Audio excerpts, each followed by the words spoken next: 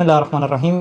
Bank کے احکام کی طرف ہم چلتے ہیں۔ بینک کے احکام سے پہلے کچھ فقہی قواعد ہیں جن کا جاننا جو ہے وہ ہمارے لیے ضروری ہے۔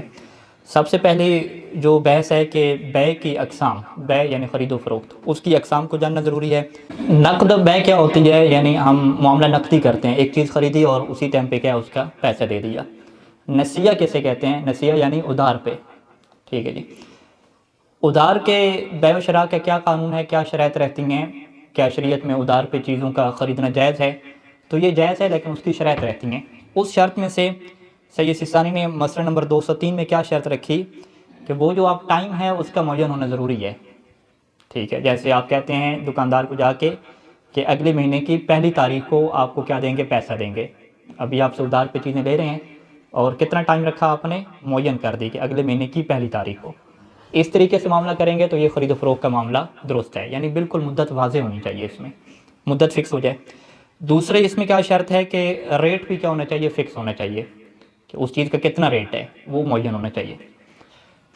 اگر ریٹ معین نہیں ہوتا اور وہ بندہ کہتا ہے کہ جی آپ جو ہے نا ابھی مجھے گندم دے دیں، ٹھیک ہے، 6 مہینے کے بعد میں آپ کو پیسہ دوں گا، لیکن وہ کتنا پیسہ دوں گا وہ معین نہیں کیا، کہا کہ 6 مہینے بعد دیکھیں گے جو گندم کا ریٹ چل رہا ہوگا نا وہی پیسہ آپ کو دے دوں گا، تو اس طرح سے یہ معاملہ کیا ہو جائے گا؟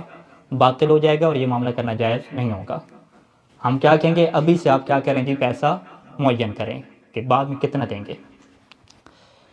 اسی وجہ سے انہوں نے کہا کہ اس میں یہ کام جائز ہے کہ آپ ایک چیز جو ادھار پہ بیچ رہے ہیں اسے آپ مہنگا کر کے بیچیں، ٹھیک ہے جی۔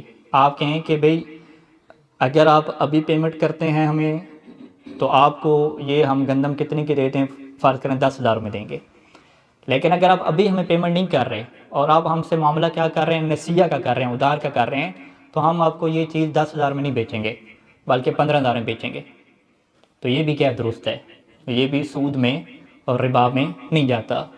ادھار پہ مہنگی بیچنا یہ چیز درست ہے۔ اس میں ایک نقطہ کیا ہوتا ہے کہ پھر یہ مدت اور ریٹ معین ہونا چاہیے۔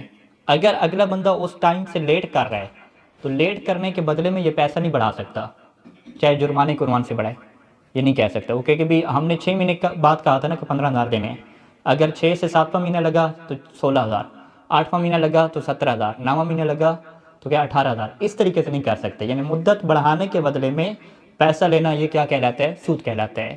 یہ نہیں ہو سکتا۔ پہلے دن سے طے کرنے کہ بھی اتنی مدت بعد آپ نے پیسہ دینا ہے اور اتنا دینا ہے، بس ختم۔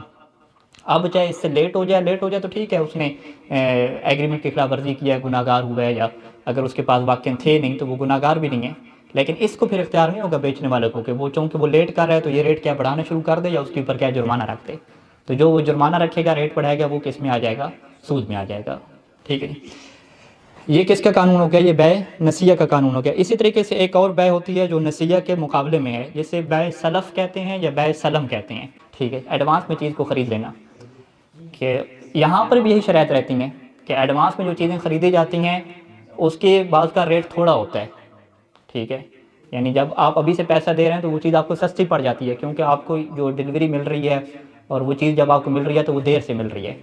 تو یہاں پر بھی یہ قانون ہے کہ پیسہ اس چیز کا معین ہو اور مدت کیا ہو؟ اس کی معین ہو۔ مدت بڑھانے سے اور گھٹانے سے آپ پیسہ جو ہے وہ نہیں بڑھا سکتے، ٹھیک ہے جی۔ تو یہ پہلا مقدمہ ہو گیا کہ بے و شراء کی ہمارے پاس 3 قسمیں ہیں: نقدی بے کرنا، ٹھیک ہے، یعنی اسی ٹائم پہ پیمنٹ دے دینا، ادھار پہ بے کرنا، اور تیسری بے سلم ہے جسے آپ نے کہا ایڈوانس، اس کا ہم کیا نام رکھ لیتے ہیں جو کہ انگلش والا نام ہے، اردو والا نام نہیں ہے، ٹھیک ہے جی۔